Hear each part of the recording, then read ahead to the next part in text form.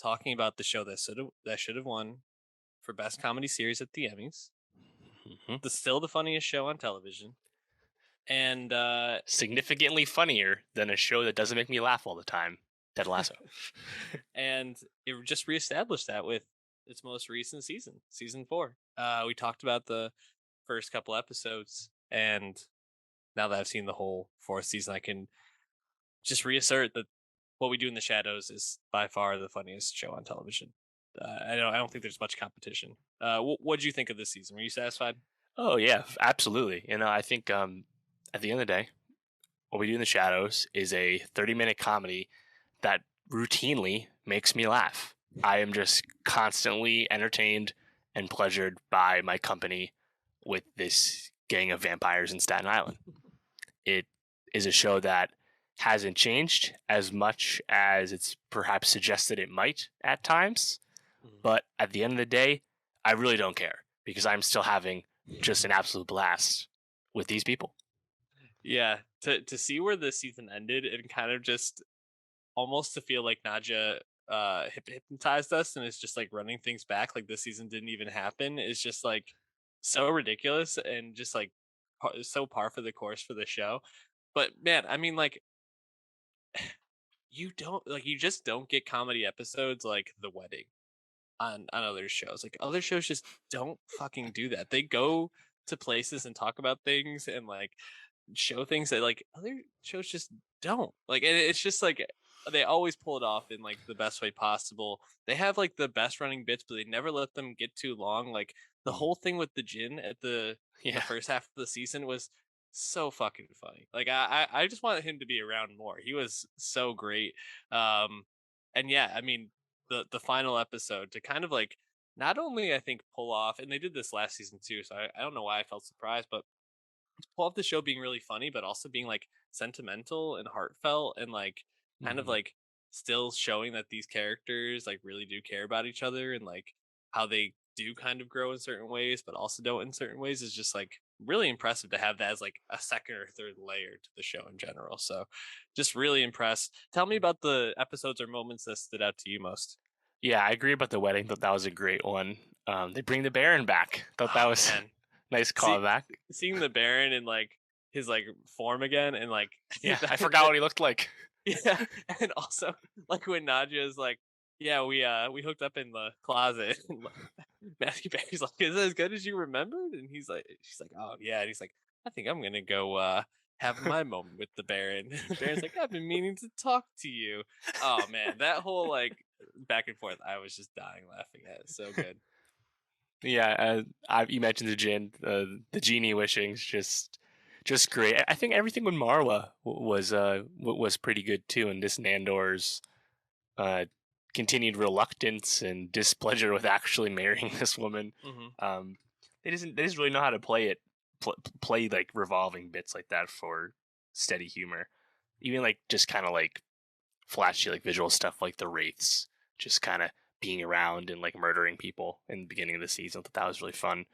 Nick Kroll coming back into the fore, nice callback there. Yeah. Stuff like that.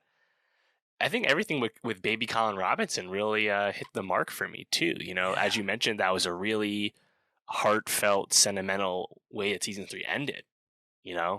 Just because Colin Robinson, one of the best parts about the series, Mark Prosh playing the energy vampire, just a great kind of like antecedent to like the other vampires' literal energy, and then to have him go at the end, and it's like, oh fuck, I love this guy, I don't want him to die, and then he doesn't actually die, not really, and we just get exposed to all these new jokes where in the beginning Laz is treating him like a dog, the way he's taking care of him, and then he's exploiting him for money as a song and dance man,